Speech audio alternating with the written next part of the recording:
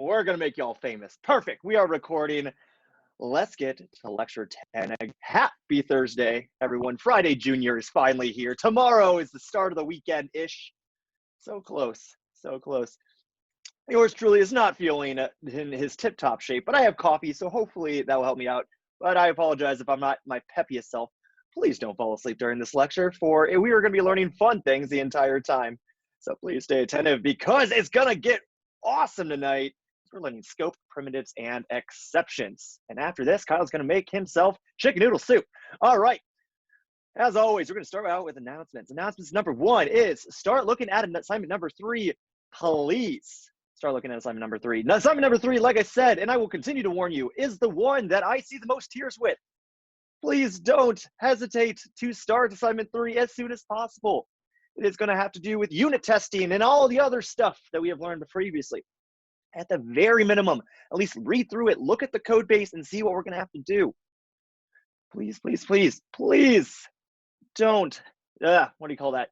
Don't be too slow to getting this assignment started. If you are still on assignment number 2, or again, feel free to reach out to me. Remember, my Calendarly is out there. Feel free to schedule time with me. I'd love to chat with you one-on-one and talk about your problems or any kind of knowledge gaps you might have with your assignments or just any concept in general. All right, number 2. I know it's been so long, but we don't have a studio review again tonight. You don't get to see me at 9 o'clock with my hat on, sitting down, being like, let's get through this thing for one more week. But don't worry, it's coming back with a vengeance next Monday, or this upcoming Monday. We'll have a studio review then, but no studio review here tonight. You will still have your small group, so don't forget, after this lecture, go right into that. On that, everyone, that is all my announcements I have for today. Any questions about this stuff before we get going? Going once, going twice. I just had a really quick question about your Calendly. I noticed that I didn't see it in the TA office hours. Is it somewhere else? It would have been in the beginning chat. It's also, I believe, pinned in the announcements channel. Let me double check here. Thank you. Yeah, absolutely. I'll go ahead and just repost this guy if you guys do want to schedule some time with me. I'm going to go ahead and just throw it in the generals channel. My Calendly : and then the link. There we go. I just threw that in the general channel. Feel free to check it out if anybody wants to schedule time with me. All right. Oh yeah, I guess one side announcement. Technically, I'll be off the grid starting Friday-ish to Monday. I will be back on Monday. I'll answer some things, but then I'm off the grid again till Wednesday here and there. But after that, I am back full-time after that. All of my adventures are coming to a close just for a little bit. So just letting you know, I promise I'm not ignoring you. I really just will not have access to the internet. All right. That being said, any final questions before we drop in to another fun rendition of learning? Nope. All righty. Let's get started. As always, you're going to talk to me about this. I always get about lecture 10 some questions from students that do meet with me one-on-one about just the exercises, studios, and the assignments in general. As you can tell, coders, or at least with the assignments, we have a certain, in this case with the lecture set or lecture slide says jib jab. We have a unique way of asking for things. This right here is another just fun knowledge gap sometimes we have to overcome when we get into this coding realm. Essentially, what the assignment or what a specification is asking for in coding terms, we kind of have to translate it into code. And learning that jib jab is kind of a difficult thing, and that's what we learn as we go through these units. So that's why I always like to start out these lectures with these questions. But this one's particularly, we're going to talk about just a nice little question here. Written very, very dry. I guess that would be a good way to describe coder conversations. Very dry, right to the point. So this one we're asking, ask for the dog's name. Define a variable called dog name with an initial value of empty string. It's typically a question you're going to see here. Of course, not with dogs typically, unless you're working for the Human Society or something of the similar type. But in this case, we're like, this is what we would ask as a dry coding specification. So let's go ahead and dive into this one. We see a sentence like this. What we need to do is read it from left to right, just how we always do, and really break it down. The first thing we're going to be looking at here is ask for the dog's name. This is very, very specific. Ask for the dog's name. So how would we do this? portion right here, what would this instruction be asking us to do? Const require. Yeah. Create. A const, but then we always have to have that variable name. So in this case, I'm going to put an input there, as we always do. And then I heard require. What are we requiring? If we need to Read ask line for Read line sync. sync. read line sync. Very good. Absolutely right. That's how we're going to get input from the user. Now, we still need to ask for the dog's name. We did a part 1. What else do we need to do here to complete this ask? Let dog name or We const haven't dog asked yet. I like where your head's at, but we haven't been asked to create the. Yeah, we haven't been asked to create the dog name variable just yet. We need to ask for the dog's name. So what So we do need to an ask? Dot got a We question. need a question. Very good. Input.question. What is the dog's name? Remember, we read this part by part. What do I need to do to complete this task? Asking for the dog's name. You told me the 2 parts. We need to require that read line sync, save it to that const input, and then ask the question with input.question, providing that question. Now we can move on to the next task. Define a variable called dog name. const dog name. In this case, Const we are going to do a let a dog name, because what comes next? It says initial value of empty string. Oh, that means we're gonna put something in equal there. to eventually. quotes, empty quotes. So we do equal empty quotes. Now, this is the part of the task building exercise that we got to kind of read between the lines. A lot of this comes in these assignments, especially as we progress throughout the units. We have an empty value of, we have that dog name with an empty value of string. But we need to ask for the dog's name.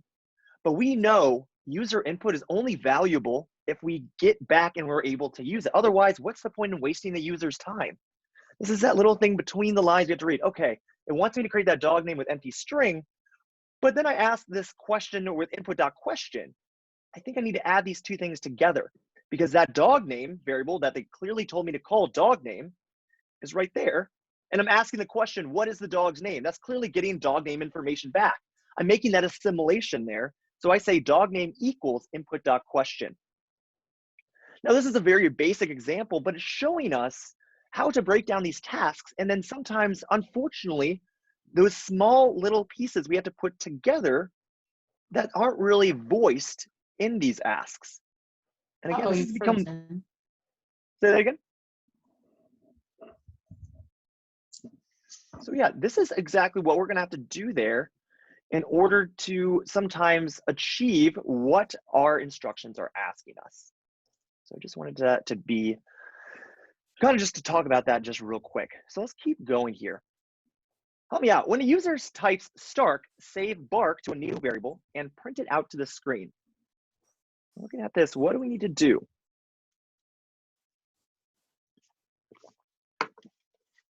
If Very good. We're going to start with an if here. We need to ask a question. If the user types Stark, save Bark to a new variable and print it out to the screen. So what else? We have if. dog name equals Stark. Stark, very good. Strict equals Stark. Say that again. Strict equals to Stark. I mean, Yep, triple equals. Very yeah, good. yeah. Absolutely right. So we have that. We're now checking to see if the dog name is equal to Stark. Now what do we have to do to complete this ask? Let Very good. Let, and then what we want, I'm going to call it message for this portion. So yeah, Okay, you're absolutely Bark. right. We had to create a new variable that calls it Bark. console log message. Exactly right. In the if statement, we have to do console log message. Message. There we go. Awesome. All right. Very good, everyone. So yeah, this is where we're going to just break down things. You remember your ifs, you remember your stuff. So one more I want to talk you all through just real quick. In this one, because I'm a nice person here on lecture number 10, we made it to double digits. I'm going to ask myself a question. What we're going to have here is create a transform treats function that takes in the old treats object and returns a new treats object. So dive into what exactly this is talking about. We have an old treats object here. This is what it looks like on our left-hand side. Sometimes we're giving these examples to see what the data actually looks like. We're also in these asks shown what it should look like in the end. So we have an old treats object and we need to transform it to a new treats object. So it was like this weird little thing is from somewhere. I can't really put my finger on it, but it might be helpful. Let's go ahead and start creating the function. We're going to say function transform treats. It tells us in these instructions, we need to take in the old treats object. So in these parentheses then, it's telling me I need to add a parameter. So I say old treats object there. Open and close curly brackets to complete that function so I can start writing code inside of it. Now, it says we need to return the new treats object. So first things first, I know I'm going to be working with a new treats object that I'm going to return later. It's not going to be the same as the old treats object, so I want to declare a completely new variable. This variable is going to be called a new treats object, or OBJ for short. And I'm going to just set it to an empty object. I don't know exactly what I'm going to be doing with this thing yet. I'm just starting to paint the picture of this function. So what it looks like I need to do, if we look on the left-hand side, we look at the old treats object. It has keys, or those property names, Stark and Bella. Inside, as those values for those keys, are arrays of toys, it looks like. So ball, bone, and rope. That's what the old object looks like. The new one looks like what it needs to do is have the left-hand side of ball, bone, and rope, which are those toys we just talked about, with the values of the dog that it belongs to. Stark, Stark, and Bella. So that's gonna be a little interesting. It looks like first, if we look at the new object, it looks like everything is reversed. It looks like the values are on the left-hand side and the keys are now the values. So it looks like we're gonna be at least working with the keys of the old treats object. So knowing that, what I want to do first is get those keys from the old object. And if you've played around with objects a little bit in your exercises in your studios, we know this is how we can get those keys from that object. So we say object.keys, old treats object there. And then we get and set it to a variable called old object keys. Remember, we need these keys because they're going to be the new values in our new object. But in order to get now, we have the right-hand side of this new treats object. Again, if we look at that example, we need to get the left-hand side. We need to get the new keys, which are the values locked away in the old treats object. So let's do that. Now we need to get those values. To get those values, I'm going to have to loop over each of the keys in the old treats object to get those values out of them. To do that, I need to loop through something, aka I'm going to be using a for loop. With that for loop, again, I need to loop through the keys, the old object keys to get the values. We use that key to unlock the values inside that object. So that's why we say old object keys.length. I'm going to loop through each of these. We're going to dive a little bit deeper now. Like I said, the main goal of this to get those values. So let's go ahead and do that. We need to obtain the values by saying let old object values equal old treats object at the old object keys at the I or whatever index we're on in that loop. So let's see what that says. We said old treats object. Remember, that is with Stark and Bella as the keys over here on the left-hand side. The old object keys are Stella, or are Stark and Bella. If my I is 0 here, my old object key would be Stark. Then, so using Stark there, I would call to the old treat object and say, I want the value of wherever Stark is at. It's like, okay, you use Stark, the key, to unlock the values. So now, old object values at I equals 0, old object values is ball and bone, that specific array. Those are my values now. I have an array of values at this point. That's awesome. But I need all those values out one by one. So how do we loop through an array again? With another for loop. We need to take all those values out of that array one by one. We need to set them now as the keys inside of our new treats object here eventually. So I need to loop through it again. To make a loop within a loop, we go from I to J. So we're going to say let J equal 0, J less than old object values dot length J plus plus. So now we have a secondary loop here. If you're like, Kyle, wow, this is a big question. Yeah, it is, but it is very, very useful. This is how we can transform one thing into another. So keep paying attention. I know this is a lot.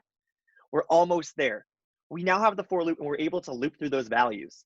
So what do we have so far? We have all the keys from the old object in our old object keys variable. Now, the second thing we have is we have the old object values for this specific key we're on. At I equals 0, that key is Stark. I now have bone and ball in my possession there in the old object values. And now we're in that inner for loop. We're able to loop through those. Now we're able to set our new treat object keys and values since I have all that information.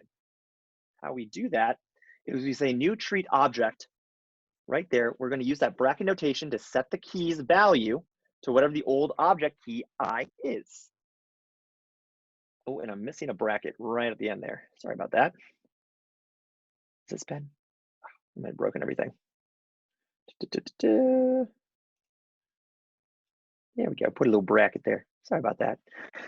But essentially, that's how we can do it. We have now the new treat object. We say, hey, at the old object values at j, so that would be at 0, j equals 0 would be ball. We'd say set ball to equal old object keys at I. Remember, I at 0 is Stark. So now we just created this ball : Stark by running this line in our new treat object. We will loop through this j again. It'll be j equals 1. Now will be bone. So bone, again, on this new treats object, will be set to Stark again because I is still 0. And then we loop through again. And in the end, I'm not going to talk all the way through it, but we'll have rope and Bella. This is how we can rearrange our objects to look a little different utilizing those arrays. So that right there, friends, is a fun way to attack a very, if we just look at this right now, this was just a 1-sentence task with just 2 examples, and this is our code here. So definitely these tasks can take a different light depending on how they're asked. But right here is how we can kind of attack recreating objects in a different light. So that is it. And then at the very end, if I see if I can get myself to stop, there it is. Please stop. Perfect. At the very end now, we are going to go ahead and return that new treats object. So that's it. That's pretty easy, right? Go ahead and I'm gonna take just very, very small questions here. There were none asked, but this is any questions about this real quick. I'm not gonna put it into Replit, and we're just gonna do an example here. Feel free to code this in Replit to see it yourself. Right. What does that alt object keys equal to object dot keys do? I didn't understand that. Object.keys? Yeah, what does that line do? Absolutely. So what that does, and I'll go and get that. What this does right here is it grabs all of the keys in the object and it returns an array of them. So this would return an array of Stark and Bella. So object is a keyword there, object dot keys. Exactly, just like how string with a capital S is a keyword. Object is it's not a keyword necessarily, but it is a class name that has helper methods or functions inside of it. Yeah, it's what's called a static method on the object, the prototype object. So yes, thank you, Raiden. Technically static is we'll talk about that in the future. Not really a thing referred to as static, but yeah, absolutely, yeah. So awesome. It is definitely a method there on the object class. Does that kind of help out? Normally we use like alt treat object dot key we normally use, but here we used object dot keys. What did you require? To access the properties, we normally use alt treat object dot the key, like Stark. Is it the same thing? So are you saying that how you typically do it, if you say const obj equals key 1 value, you're saying that you'd say obj dot key 1? Is that what you're saying? Yes. Is it the so same that's how you'd thing? access the value. Mm-hmm. Remember, that's how you access the value. So if I console logged, and we'll go and just do this real quick just to show. If I console log obj key 1, and what I'm going to put in start there. Yeah. Wait a second. So what we're going to go ahead and do is we're going to run this, and what we're going to get back is Stark. Now that's one thing. So if I do a console log down here, and I say object.keys, say obj, comment that out there, and we run that, what we get back is key 1, the name of the key, not the value. Oh, now I get it. Awesome. Very good question. Yeah, so we can really see the differences there. Yeah, So just thank real quick, just for, yeah, absolutely, for good reference here, I'll say Bella, just to show that we get back key 1 and key 2, and they'll both be in string form. There we go. So we get key 1 and key 2 back. Awesome. So this is how we access the keys. Exactly. If you want to get all the names of the keys, that's how you do it. We know those values are more important. In order to get those values, we need the keys. So how do we get the keys? Right here. Okay. Great question. So it's always keys, object.keys, not key. Nope, object.keys, because there's many keys typically in an object. So we'll keep it plural. Okay. All right, I'll answer one more question here. So with the for loops within the for loop, it's for every iteration of the outer loop, the inner loop will do a full iteration, then continue back to the outer to go through the index and repeat the entire. Yes, absolutely. Because remember, everything goes sequentially. So we're going to loop through here. So if say old object values.length is 100, it's going to loop 100 times, and then it will go back to the outer loop.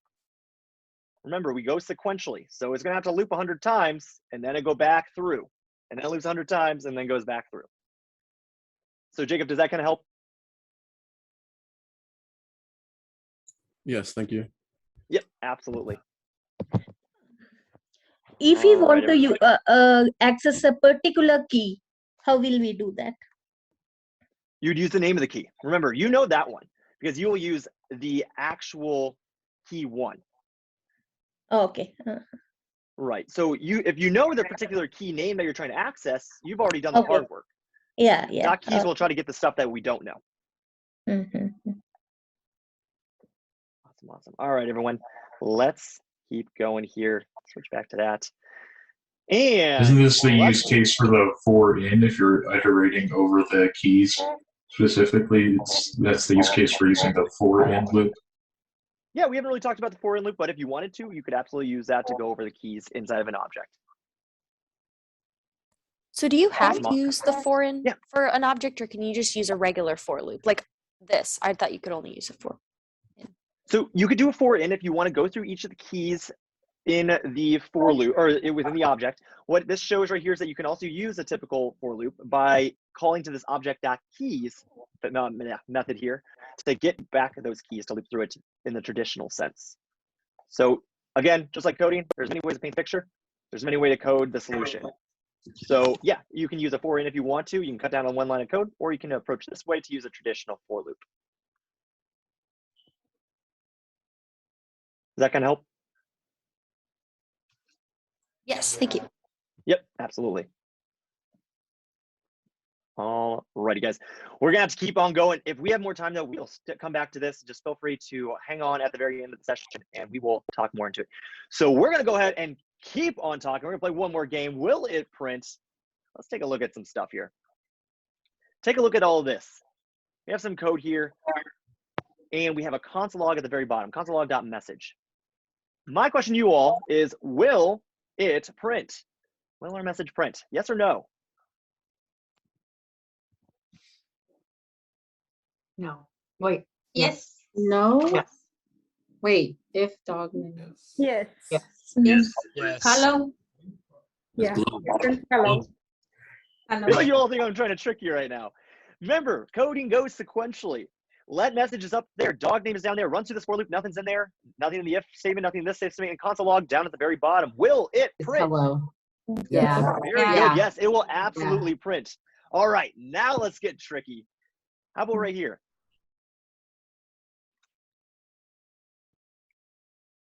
Yes.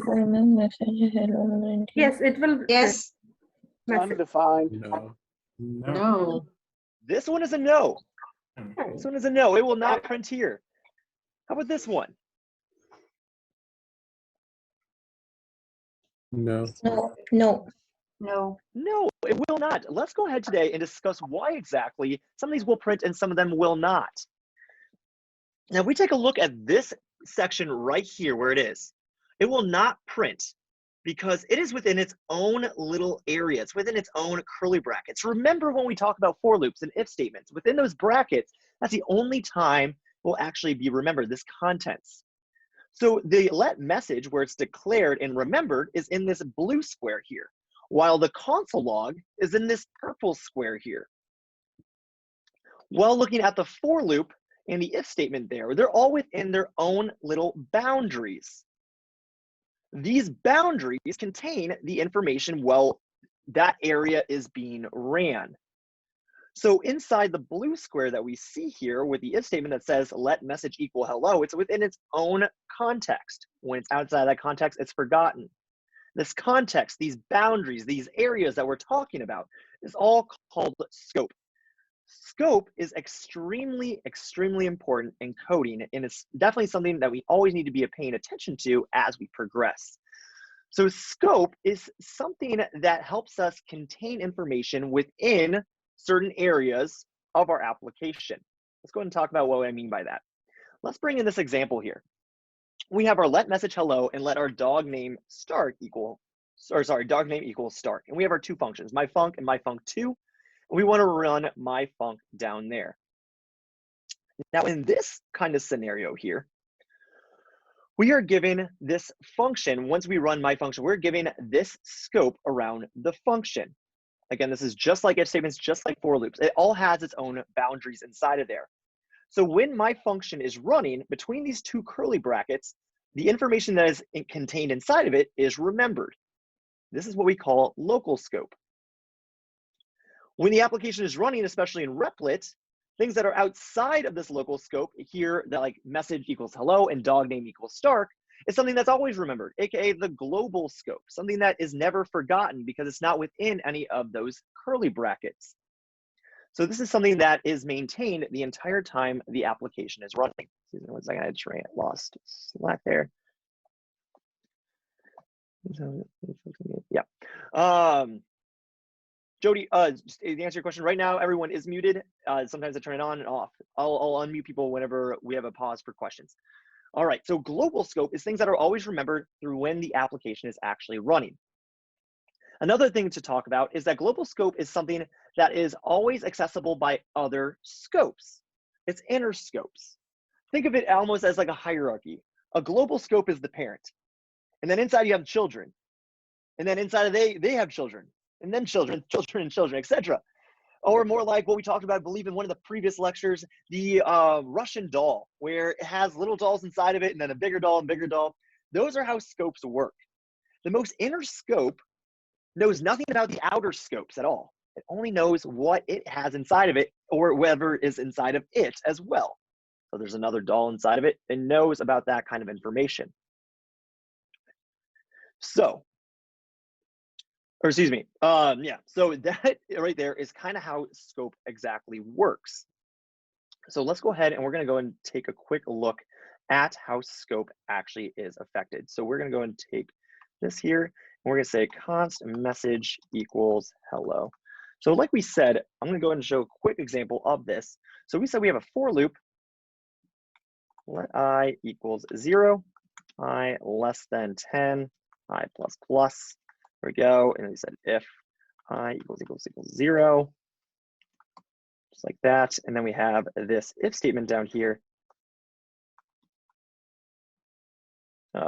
Dog name equals start.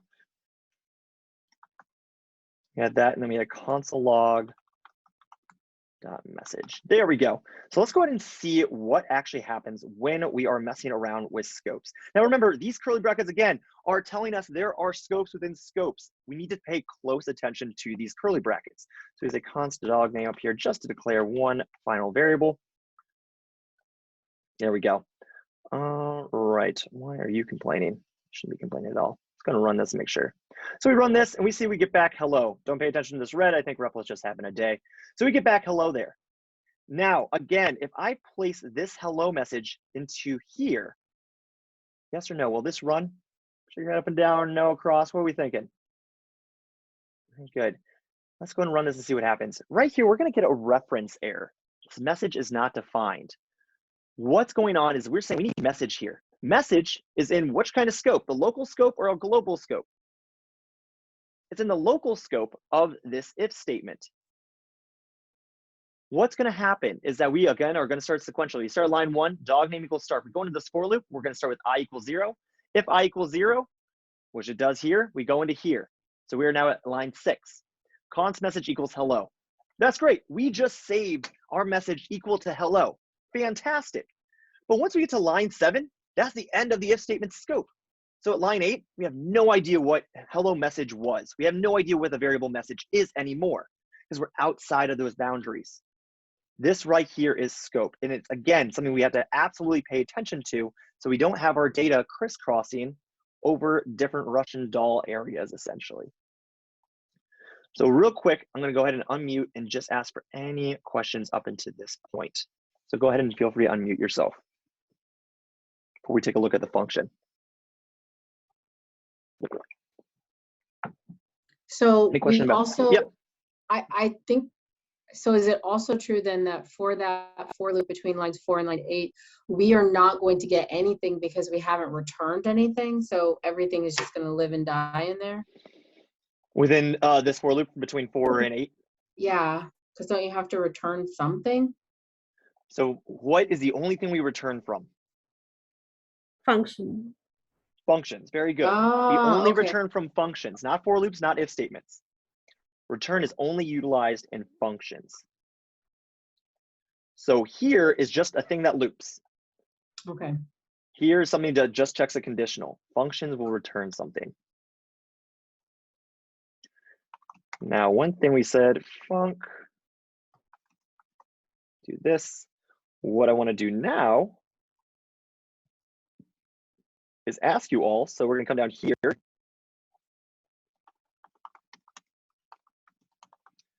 Real quick, just a quick fun game. What will print out when I run this?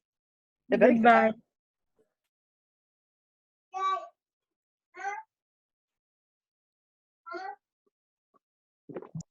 Anybody else got a guess?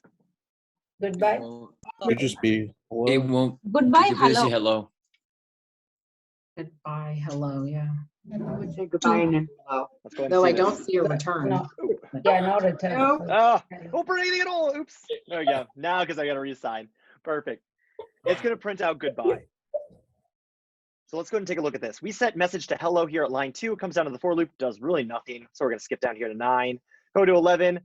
Doesn't really do anything in this if statement anyway. So we're just going to go down to 14. We define this function. 19, we run function. Goes back up here to line 15, says, I need to run. Message equals goodbye. So now we reassign message to goodbye. 19 is now done because it ran that function. And now we come down to here to 20. And we print out goodbye. Okay, am I unmuted now? Jody, yep, you are unmuted. Okay, because for a while, people were unmuted and I kept clicking unmute and it said, the host is not allowing people to unmute. And I'm like, huh? But there are other people unmuted. I couldn't figure out why it wouldn't let me. I caught it the worst second there, but yeah, what's up? Do me a favor and send me in Slack that little piece of code you were doing with the transform object thing, because I actually did mine differently because the assignment had us do that, transform an old object into a new one. And I did mine differently, actually. So that's fine. Like I said, there's many ways to code the same solution. So that is A-okay. If it works, it works.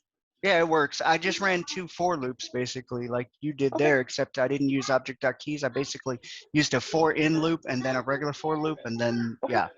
A-okay, all good. So did you have a question about the implementation or? Well, yeah. Well, send me the piece of code you were, because I can't see your screen, right? And I can't see your code. Send me that piece of code that you were in Slack. Just send it in Slack so I can see it. For sure. I'll send it to you after the lecture, okay? Okay. All right. Awesome. Awesome. Doesn't object so you were using object.keys. Isn't there an object.values as well? I believe there's a values as well that will. Let me double check. It sounds familiar. Typically, you unlock it using the bracket notation or. I thought I saw an object.values. Too much background. I'm sorry, was there another question there? No, I was just getting a lot of feedback, background noise. That was how going over your voice. Okay, gotcha. Yeah, sorry about that. Yeah, if anybody out there is on not mute, And you don't need to talk yet, just throw it back on mute.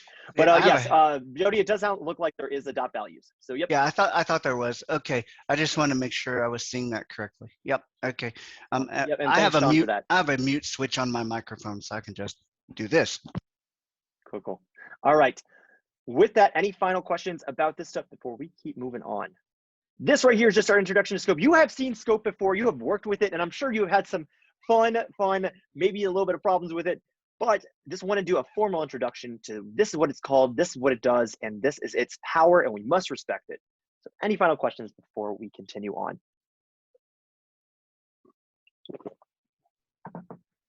All right. Yeah, I think I heard one more. I get confused with this stuff. Oh, Jennifer, looks like you're muting and unmuting. There we go. Oh, Now it looks like you're muted. sorry, I was holding the keys. I get so confused with the scope because, okay, so you've identified the message as hello up at the top. Then you come down and run through the function, but in the function, you're changing it to goodbye. Mhm. And it seems to me message equals goodbye is local, so it shouldn't carry over. And then when you do the console log message, it should go back up to hello. This is what confuses me. But I think Absolutely. So Jody, give me a second here. So Jennifer, yeah, absolutely. So yeah, so message, remember where message is on line number 2 is where it's being created. It's being created in the global scope. So we are being created here in the global scope, but we're reassigning it in here in local scope. So it's not forgotten about because it's remembered where it was created in the global scope, while we were reassigning it down here. Okay. So what it is that it's where it's remembered or where it's created is what's important. Where it's created is what's important. It was created in the global scope. So if you were to get rid of that let message equals hello at the top, and then come down here and do console log message, you should get nothing, right? Right, I would have to type a let here, so I actually created the variable, and I run this, and now we're gonna blow up. Okay, so what's happening then is if you create something globally, you can reassign it inside a function where it's local, but at the end result, when you go to print it outside of the function, then it transfers the information from the function to the variable. So remember that we are creating the variable out here. It's like you're telling, so you have a friend that's outside of your house. That friend is message. And we are gonna say hello there again. Okay. So when you give them a call, your friend inside of your house here function, you just phone them up and say, hey, this is my new message here, goodbye. Your friend is not in your house. You just told them about the message, who is right here in that global scope. Your friend, you just phoned them up, and now you are able to, this is a terrible analogy and I apologize, but you're able to now, that friend that's outside of your house knows about that information. And then when you ask them, what was the message I told you, they're able to shout it out. What I'm trying to get at is that inside your house is that local scope. If your friend was just inside that house and you left, the friend information stays there. You're outside of that scope now and it's forgotten about. Okay, this was tripping me up. No worries. And it does. You have to, it is tricky to wrap your head around, but it will hopefully eventually click, I promise. But yeah, it's where it's created. Where it's created is important. Where it's created is important. Where you reassign it, that's fine, as long as it was created in a scope that's accessible. Okay, so if you were to take out let message and do constant message, what would happen here? Anybody? It won't work because you can't rename a const variable. Exactly, we can't reassign. So here when we run, we're not gonna get a reference error, but instead we'll get a type error saying assignment to a constant variable, because we can't reassign a constant variable. Yeah, I invite everyone to play around with scope. What can you do? What can't you do? Just build something like this and see where you can put variables and still call it to kind of just get to know it on your own terms. But that right there is scope in a nutshell. So I'm gonna have to pause here, everyone. We're gonna ask more questions in the future about this, but I gotta keep going here so we can stay on time. But I love all the questions. Hopefully this has helped a little bit. So let's go ahead and keep on going here. So we're gonna go back here and I'm gonna ask a little bit more questions. So everyone help out. We all know this one with Stark here. What kind of Stark is, or what kind of data type is Stark? String. A string, very good. Remember we have our string data types in there. 55, what kind of data type is that? Number. It's a number, very good. How about we just have this nice little thing called true here? What is that called? Boolean. It's a Boolean, very good, absolutely. Let's keep going a little bit further here. What if we have this parrot string inside these two brackets? What is this called? Array. That's a Very key. good, it's an array. Oh, And it's then an array, final thing, sorry. in these little See that. curly brackets, and these little curly brackets with these two keys and values, what is this thing called? Object. Very good. This is an object. Awesome job, everyone. So one thing I want to talk about here is the difference between these two. I've mentioned it a few times, but again, just like Scope, we haven't been formally introduced to what I'm talking about. So let's take a look at these first three up here. All of these, look at them very closely.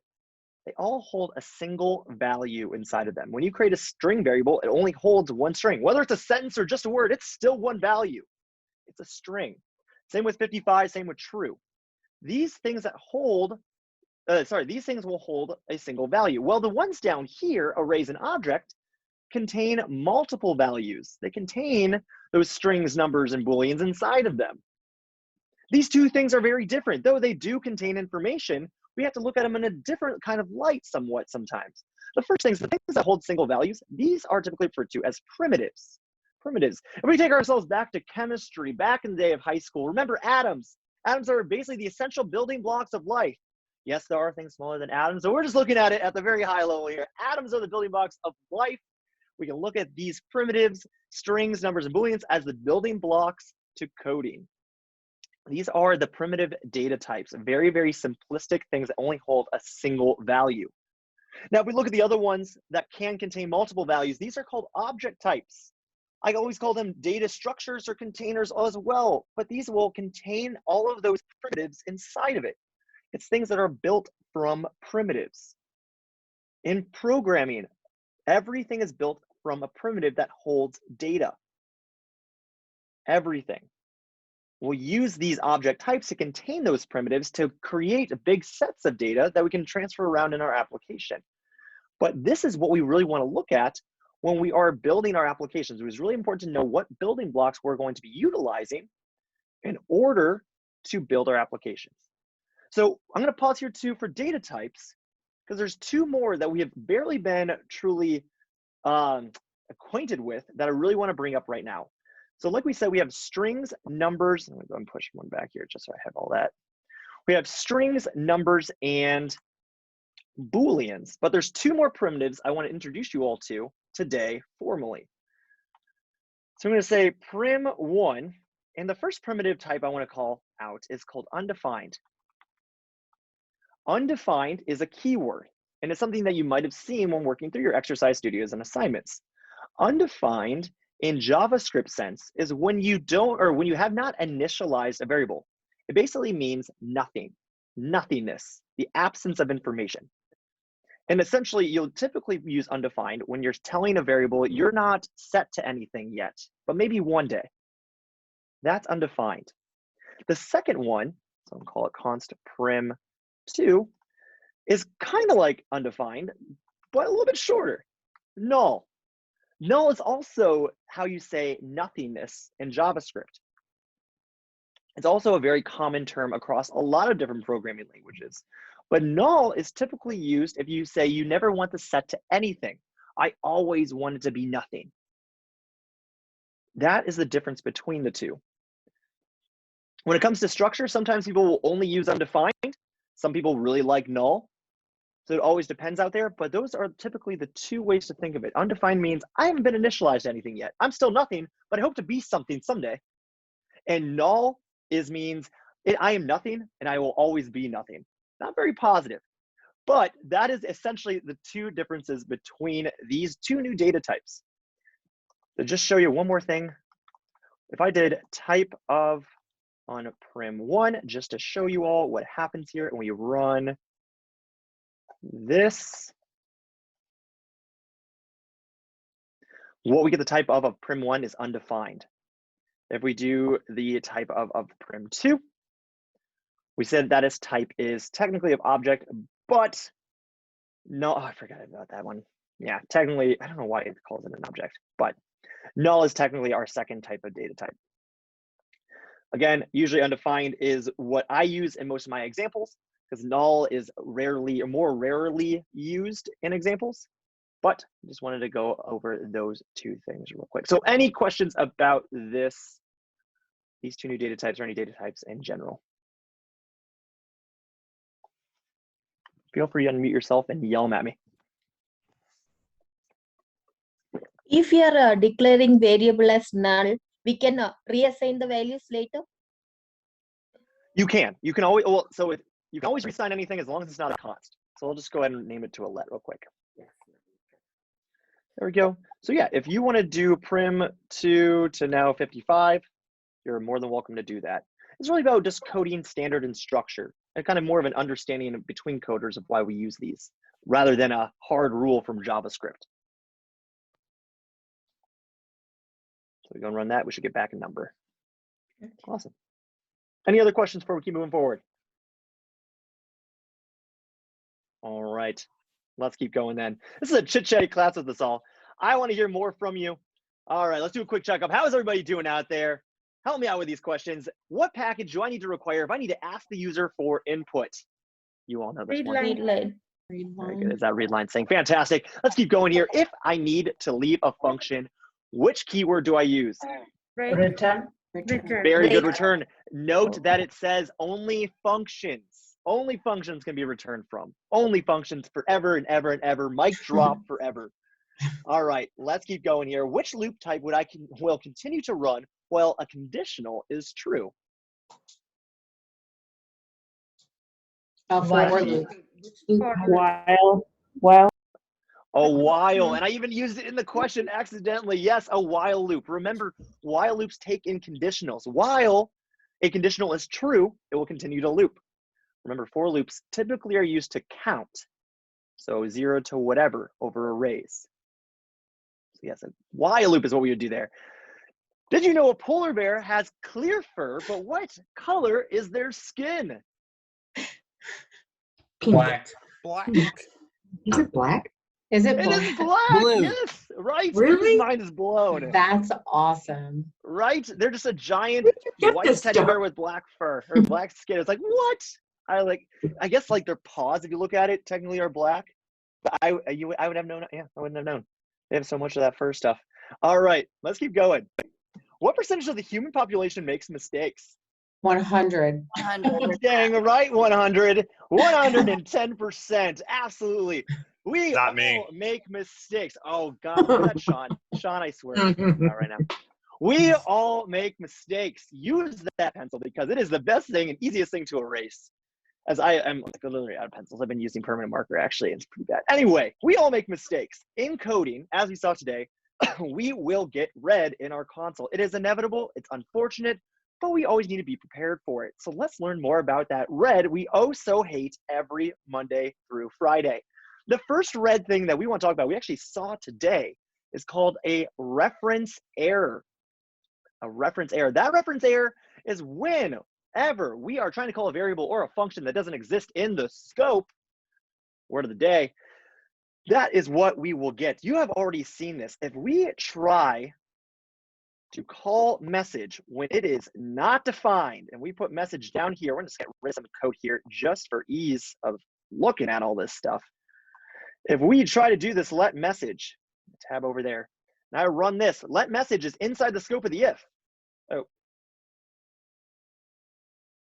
What are you doing? Oh, you are just messing with people's heads right now. There you go, stop it. There we go.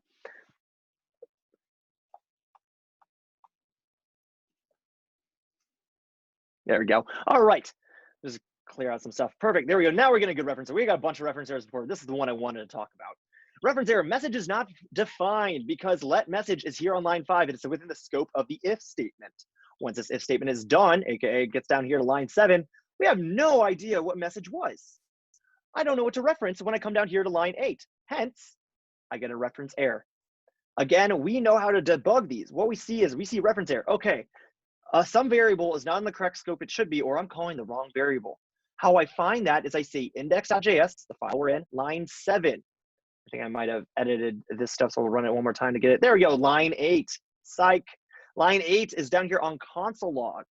We print out that message. So this message variable, it's telling me in this error, is not correct. I'm trying to call something different, a typo, whatever, but this needs to be addressed.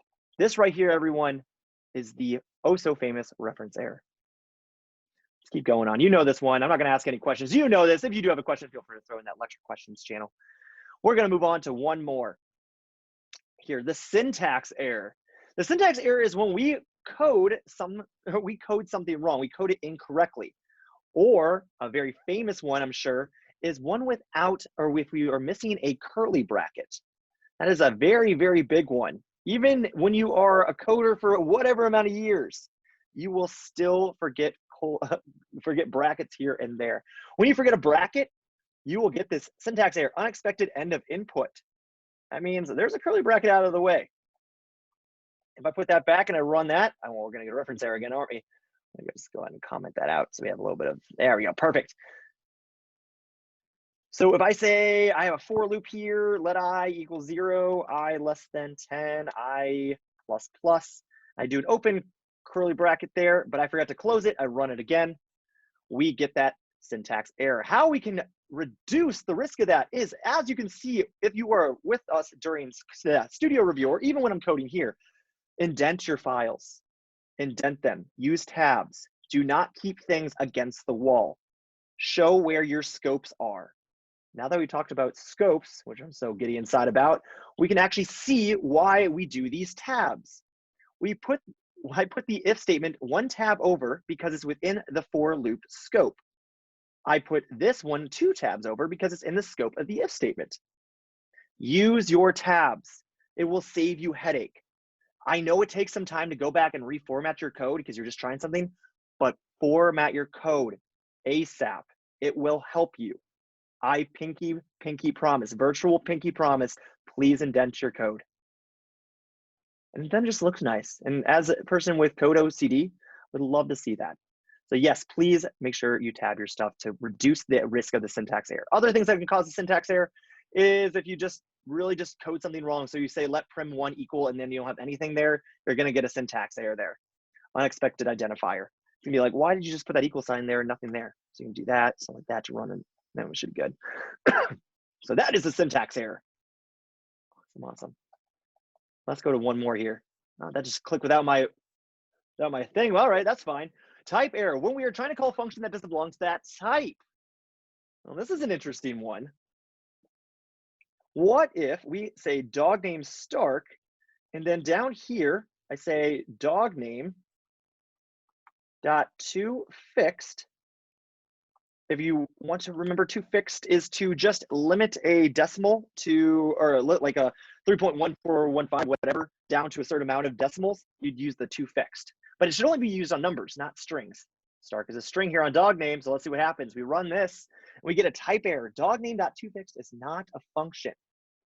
When you see this one, it means that your data type does not have that function you're trying to call.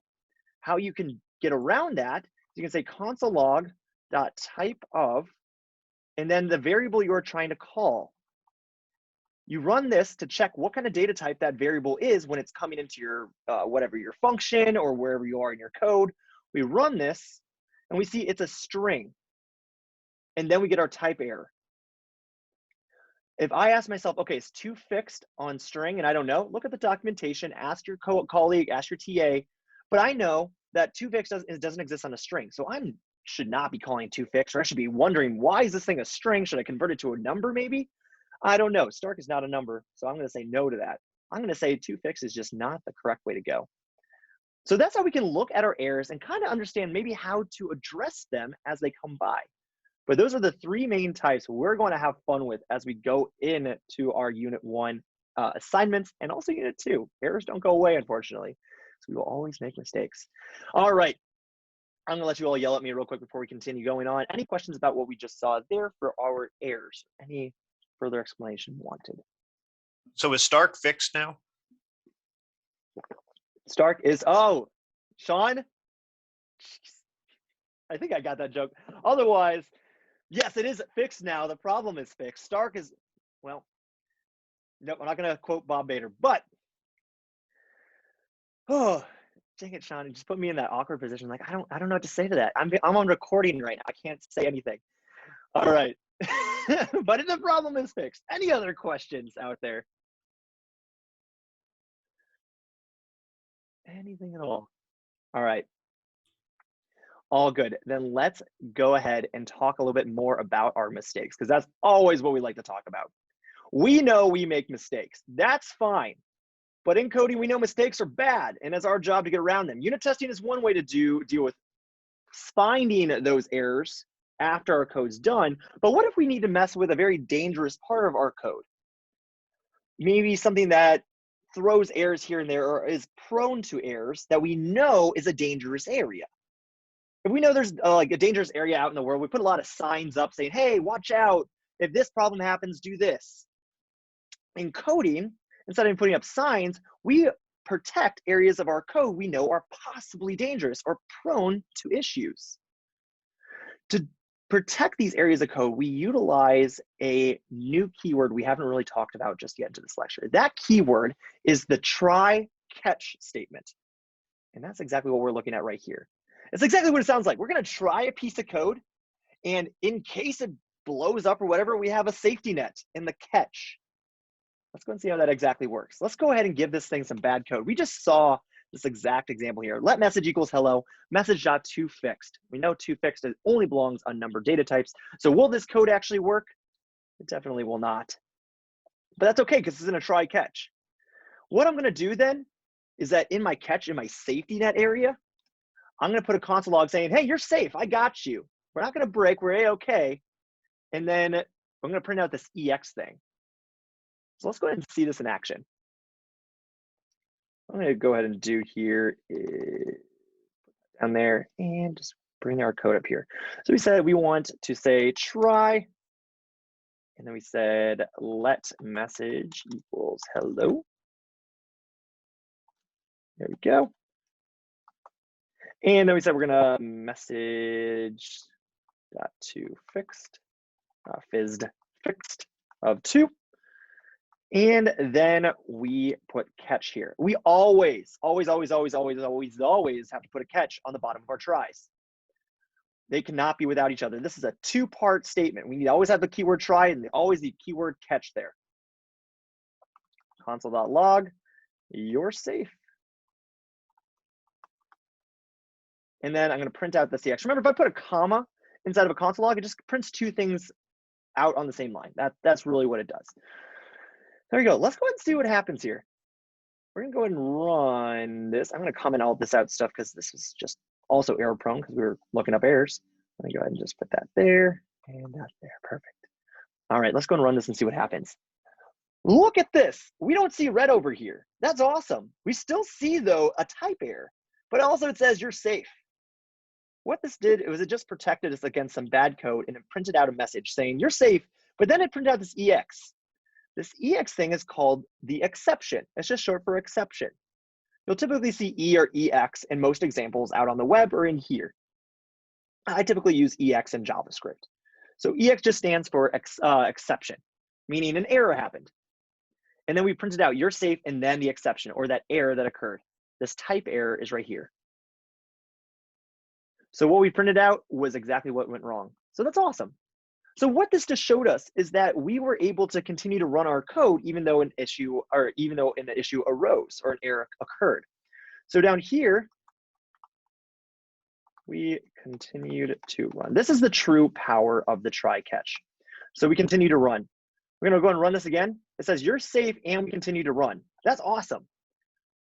What I'm trying to show you against this is if we took this outside of the try catch, we printed that and we ran this again, we don't continue to run. We break there, we break down, and we can no longer move forward. That right there is the power of the try catch. It saves us from that break and allows our application to keep going instead of giving this red output and stopping us right in our tracks. See, yes, EX is a variable. You can think of it almost as one of those parameters we have in the functions. It's passed in here whenever an error occurs. We run this again, and that right there, everyone, is the try catch. So before I open up to questions, let's go ahead and just real quick see what it's actually thinking. Remember, we start with the let message equals hello. We always go sequentially. We're in that try catch block. We're going to go down to message.toFixed of 2. This right here is where the explosion happens. It blows up. There's parts everywhere. Whenever that happens, we go down here to the catch. It says, yes, an exception occurred. I want you to do this. Console log. Basically, this is our safety net. Hey, a problem happened. Do this. In this case, we just say, hey, you're safe. Everything's okay, and prints out that exception. And that right there is how we essentially do something when something goes wrong. But what happens if everything goes A-okay? Let's just take a look at it real quick. What happens is that up here, okay, apparently my animation is off. What we do is we say let message equal hello. And what it does is just does that hello message and then drops out. It does not do the catch. So the big thing to note here is that the catch statement only executes if a problem occurs. AKA, you only use the safety net if you fall. That's it. So perfect. I'm going to go ahead and open it up here. Any questions about what we just saw there for the try catches? Would you, I have a quick question. Would you only use try catches for like unimportant code then if you need the whole thing to keep going? If that makes, not unimportant, I guess code that isn't integral? You'd only use try catches. One big thing I want to talk about with that specific question is only use try catches. Use them sparingly. Only use them in error-prone portions of your application. So an example truly out in what we've been doing would be is that you're asking a user for input. Say you're asking them for a number. If they type in Stark, when you ask them for a number and you try to convert Stark to 55 using that number conversion, that's going to blow up. So sometimes you put that in a try catch to protect you against that. So basically information coming in, like from a user or from another source, can sometimes have a try catch around it because you don't know if you can trust that dirty information. So to answer your question, use try catches sparingly, but use it around areas of your code that you know someone else is inserting information that you might not be able to trust. We don't have that many examples just yet, but they will start to appear more and more as we move forward. But that user input is the biggest one I can think of right now for a good example. Does that help out, Bieja? Yeah, thank you. Yep. So Clark, do we always write, say for instance, we have a function that's written in, do we always write the try and catch outside of the function, or can they go into a function at all? So remember, a function is your area of code that you're writing. So if we come down here, when you write a function, you are writing a task. So we say function, my task, whatever you want to do. So when you're writing anything, whether it be a for loop, an if statement, a try catch, it should always go within a function. To write a function like this around in a try catch, any kind of practice like this, even with a for loop or an if statement, is not advised at all. This is very, we don't want to structure it like this. So to answer your question, most of the time, everything will go inside of a function. Nothing will ever go around a function. So this is not what we want to do. No, so I'm saying we can put a try catch inside of the function. Exactly right. We can put the try catch inside of the function. Yep. Okay. Just like that. Yeah, as we move forward, most of our code, Replit is there again just to help us out beginning to code in certain ways. But as we move forward, everything is really going to be starting to be wrapped in functions, or another concept that we're learning in the next lecture. So as we move forward, we're going to see less and less of things just sitting out here in variables and actually contained in stuff. Hence why scope is so important. A great question, Blake. Any other questions out there about this stuff? Is it always required to use the X with the catch, the parameter? Is it, did you say is it standard? Yeah, is it always required to use X? You don't have to use EX. You can say whatever you want. You can say cookie. That's fine. But you always have to have something there to at least catch the, you typically want something there to catch the error or the expression so you know what's going on. If there is no parameter there, what will happen? Technically, you could do that, but it is not recommended. Oh, never mind. Oh, because, yeah. Let's see if JavaScript allows it. Yeah. So you wouldn't put the parentheses there, but that is to catch it. So if you want to do without it for whatever reason, you could do it this way. Basically, you should have something there because the idea of the try catch is to like handle the error in some way rather than just making the program stop. Is that you're gonna do something with that error? You're gonna react if something goes wrong within the try block. You do something to handle that error so that you can keep going rather than stopping. It's something, toward more like production end, basically. Correct, Raiden. Yeah. So if you typically use the try catch in the catch, you would do something to heal from that explosion or something. You would try to help your application recover from whatever just happened. So yeah, that's why you would do it in the catch. But regardless, to continue the point of why you want exception there, you want to also know what went wrong. So you want to print it out so you maybe need to add another if statement to protect against validation, against bad data or something like that. You want that expression there so you know as the developer what actually happened when your program exploded inside of itself.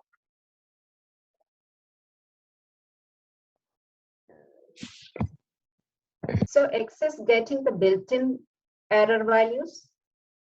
Say that one more time, I apologize. The X is getting the built-in error values, or? Are you saying, did you say? Yeah, what values we get in the X? The EX for this one, you're gonna get a few things. For the EX, you'll typically get the message. You can get a few other things out of it. Is it the built-in error value? Did you say the build error? Built-in error value? Oh, the built-in error. Yes. Yeah, here, I'll go and show it one more time. So yeah, you're gonna get that, whatever the error is. So as you can see here, the type, this is the EX that was printed out right here. So you get the type error, message.toFix is not a function, and it tells you what line is broken. So this is the message you get back from the exception object. If you're curious about other things you get back in this object, I invite you to go out and look up the exception object on a try catch because you can get some other information back from it. Awesome. All right, any final questions here? We have to tackle one more thing and then make sure I'm on time. Yeah, perfect. We are. All right, let's go ahead and learn about one more thing about these try catches. Just one more second. So we have figured out how to essentially protect those risky areas in our code with a try catch. Remember, in the try, it will try out that code. If anything happens, it will catch it.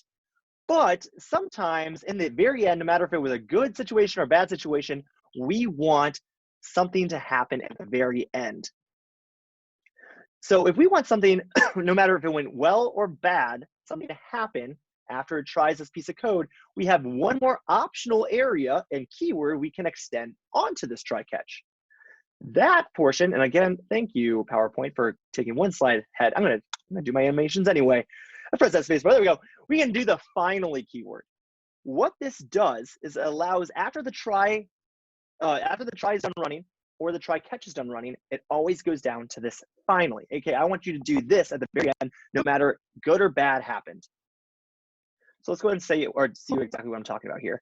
If we come here to say let message equals hello in the message.toFix, what's going to happen is that it's going to blow up because again, there is no toFix on a string. It's going to go into this catch block here. It's like, okay, you're safe, exception thrown. And then it's going to come down here to the finally. Excuse me. And then it's going to say, all right, the finally, it's time to run whatever happened. Whatever happens, happens. Say, let's finish up. Typically with this, you are trying to close up something that is in use. For people out there that like to explore possibly what this be used, if you have a document reader and we want to close up some streams, that's what you do typically in the finally. But basically what you put down here is the cleanup methods.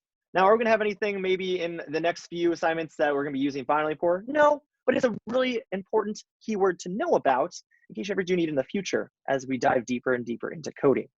So finally is there to help us out. It's a lesser used one, at least in my experience, but we want to know that it's there and it's possible to use it in case we ever do find those situations that would help. So So that is the finally keyword there.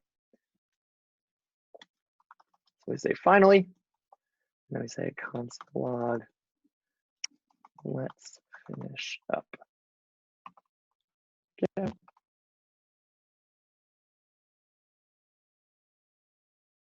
Is up there, let's take that out. Wow.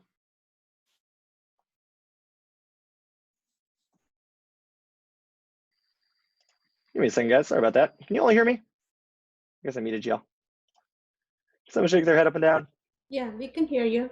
Okay, thank you. Sorry about that. My headphones just all went crazy on me. So the last thing here, we try the message there, hello. Let's go run that again. So we tried to do the toFix. It broke. It came down to the catch. We said, you're safe. And then the type error, message toFix is not a function. We've seen that before. And then the new thing, we finally said, let's finish up. Again, that's where we can clean up some stuff, maybe do some damage reporting or whatever happened. But this is where we do it. So that is the finally keyword. All right, everyone. After that, that is all I have for you. That is all of our mistakes and how to handle them, and also scope. Remember scope, and remember to do your tabs. Other than that, any final questions I can answer for you all before we say our goodbye? Can you explain throw? Throws. Absolutely, yeah. Thank you for that. So what throw is? Yeah, great keyword there. So if message equals goodbye, throw, why are you leaving? So throw is how we can, so let's take a pause. That's actually, thank you so much. I forgot to put throw, I think I have to throw my next one. But anyway, right to this point so far, we've only seen errors that we have caused. So our type errors, our syntax errors, all those other things. We cause that and it blows up in our face. That's fine. Those are unwelcomed errors. Throw is a little bit different. Throw is something that we personally try to make our application break, or we're throwing that an issue was found. It's basically called a handled error. We're handling this error and saying, hey, something went wrong. I detected an issue. I want to throw my own error out there. So throw is how you do that. Throw is another keyword here. So let's go ahead and see that. If I say, I'm going to get rid of that message toFix so we don't break unwillingly there. I'm going to go and run this, and nothing's really going to happen. We're just going to say, let's finish up here. But let's go ahead and make this conditional true. We're going to say message equals goodbye. So instead of hello, we're going to say goodbye. So now when I come down here, this if statement will be true, and I'm going to throw, with that keyword throw, why are you leaving? I'm going to throw an error. So we run this, and we say, you're safe. Why are you leaving? When we see you're safe, it means an exception occurred down here. And that exception, that message was exactly what I typed in those quotes there. So this is the error. So what throw does is it throws your own personal error out there for a catch to get it. So this could be for your own personal validation, saying, hey, like if you ask a person for a number and they gave you Stark back, you can throw, why did you give me Stark? Or user gave wrong input. And you can throw your own personal errors and deal with them how you'd like. Why would you need to have a throw and a catch? Because just like in baseball, Grace, if you're going to throw a ball, aka throw an error, you need something to catch it on the other end. So that throwing throws the ball, throws the air, and the catch receives it. So why we need it is because if you have multiple different types of errors out there, the catch can get them all and do something about it. This just seems like an if-else statement. Technically, I mean, it depends on what you mean by an if-else statement. If you're talking about the throw, we're just using an if statement around the throw, but I would want to know more about that, Angelina. And yeah. Oh, the formatting just seems the same to me. If, if message is goodbye, or maybe not. It just looks very familiar. Yeah, so we are using an if statement to trigger the throw, but this thing is very, very powerful in which it's almost like almost as powerful as a return. Once you throw here, no lines below it will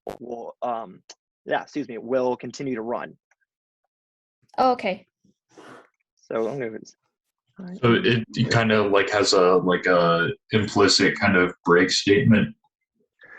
And essentially you can think of it as a break. Remember, breaks are only for loops, but yes, essentially this throw once you throw something, it will immediately go down to this catch. It will not trigger anything else below it. Except the find. Get down to the catch. That's basically what it says. Sorry, Ann, was it? And until you get to the find. Well, it will, if we throw something, it will come down here to the catch. And then after the catch is done, it will go to the finally. That's what I meant. Thank you. Yeah, absolutely.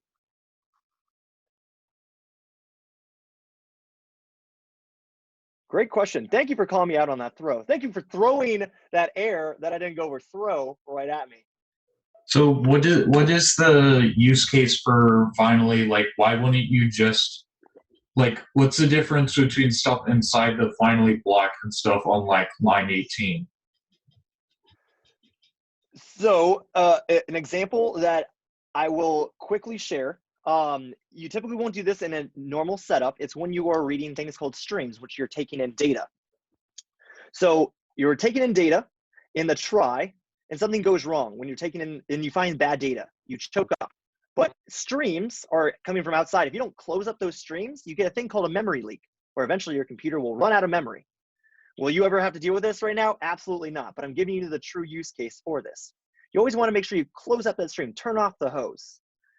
Now, you could do that in the try and the catch, but you're duplicating that code, and programmers don't like to do that. So in the finally is where you turn it off. You turn off that stream. No matter if it goes good or bad, you want to turn off that data stream.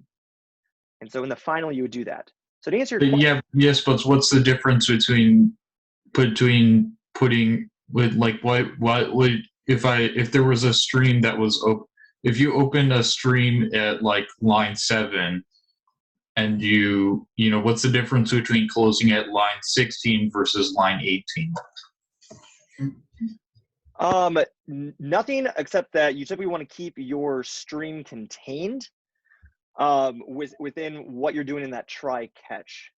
So you don't want to typically put it at, I mean, absolutely nothing. Honestly, that's what I've always thought about. It's just an organization thing then, basically. It's more on to keep it at that same indent level and to show it's a kind of self-document that it's you know, associated with that previous code. Right. That's what I've found. I'm sure there's other use cases out there, but out of the 20 years I've been coding, that is, or whatever it is now, 15. I'm old now. Just turned another year. That is the only use case I found with finally is from data streams, and you just want to keep it self-contained. But ask your TAs too for examples. Everyone comes from different backgrounds, but that's what I found so far. So what's the most used case for throw? Like, for handling your errors. So remember, try catches. Go ahead. So, yeah, but when would you really use throw for things like form submissions or stuff like that to make sure that those? Yeah. So throws would be used when syntactically and to JavaScript if it's correct, but to you logically it is incorrect, you would use a throw. So for logical errors that you know are there, you would use a throw. Because remember, our compiler cannot find logical errors, it can only find syntactical errors. So throws are used when we know as a developer, this thing is wrong, even though JavaScript thinks it's correct. You would throw your own error. So you run your code, you see that the logic is incorrect, you go find that and you put in a throw. Correct. So when I talk about logic, I'm talking about usually about like form validation. So the user types in like cookie for their name. We know, oh, well, I mean, dang it. Yeah. But whatever, you type in something that is incorrect for a name. You know as a human that is incorrect. You throw an error saying this is not a correct name. To JavaScript, it's a-okay. It's a string, it's fine. Yeah. So throws are for your own customizable errors. And there is a lot of common work that you can, or a lot of times you would want to do that. Does the user see so the user will see the message given by the throw? Only if you let them, but typically you're going to keep all those errors behind the scene and you're going to deal with that on your own time as a developer. You're going to see that error that you've created and do it. Because like if I go to a website and it asks for, I don't know, my phone number and I put in my phone number, but I don't put, let's say it wants dashes and I don't put dashes. It'll give me a message saying something like invalid entry or something like that. It'll say, Yeah, so those are validation errors. So those could be used with throws, but usually a developer won't show exactly the throw issue. So you're just seeing what the UI wants you to see. So yeah, it depends on how the developer does it. This is just another tool in the toolbox. Some people do use the throws to show that validation issue. Some people don't. It all depends on the application. It's kind of more of a gray zone. Gray zones, however you want to architect I'm it. assuming in the catch, you just basically reset the field and tell them to enter it again, basically. Yep, up to your own construction there. It all depends. I might have missed the answer to this one, but I'll ask the obvious one. Why don't we just wrap all of our code then in a try-catch block? I said why not, but I will say it again. Only use your try catches sparingly, mainly because if something truly bad does happen in your application and the try catch protects you, it is impossible, well, almost impossible to debug. You do not want all of your code protected because we do make those mistakes and we need to find them. Debugging can only happen if a bug occurs. Try catches reduces those bugs, but sometimes we need to find them in order to squash them. So do not use try catches on all of your code because you do need to find those issues that are actually there. Otherwise, logical errors will be all over your application and they're much harder to find. So great question, John. Try catch, try catch stops it keeps the program go. It stops the exception, but not the error. I mean, it doesn't fix the error. The error is still there, correct? Yeah, that's what I'm saying. It doesn't stop the application. Yep. Would like a popular use for like a throw that like the user actually sees, would that be like a like reinitializing a password? Like, oh, you need to have period, special characters, capitalizations, numbers, and then it also needs to be different from your previous passwords. Would that be one of those popular versions or popular methods to use a throw and have it be made aware to a user? When it comes to those kinds of validations, these custom throws definitely can be a reason why you do that. Yes. Yeah, like we were talking before, I believe with Jody, yeah, it all depends on how you architect that system, but that throw can be used to detect something like that. Yeah, if your passwords are bad or they don't match for whatever reason, or your email doesn't have an @ sign in it, those throws can be useful in some sense. There's also other ways to do validation. Typically, I don't always recommend doing the throws with those kinds of validations. There's different ways you can approach it, but it is a good way to explain the example to why throw could be possibly useful in some applications. So yeah, great question there. All right, any final questions about any of this? Because we are a little over time. We'll give you guys enough time to go into studio tonight. All right. Whatever we are writing in the throw, it will pass as the parameter in catch, right? Say that again. Whatever we are writing in throw, that will pass as the parameter in catch, right? Exactly right. Yep. Like we just see here in this run, we get the EX, it passes up, you're safe. Why are you leaving? Over here on the right-hand side, it says, why are you leaving? We see that the throw also says, why are you leaving? So yep, that message is transferred over in that EX parameter right there. But if it is a type error, but it won't show in the message, right? If we are writing something else in the throw, it will only show. If we won't understand actually what is the error if we are like. Yeah, absolutely. I mean, it only shows what you show, or it only shows what you write. So yeah, again, if you want to explore more about how to get the types and stuff like that, definitely do a little bit of, go ahead and search about the exception object in the catch. It does hold a little bit more information, but to answer your question, yeah, it will show exactly what you write there for that throw. Okay. Awesome. All right, everyone. Thank you very much. I'm gonna stop sharing here. Awesome job, everyone, tonight.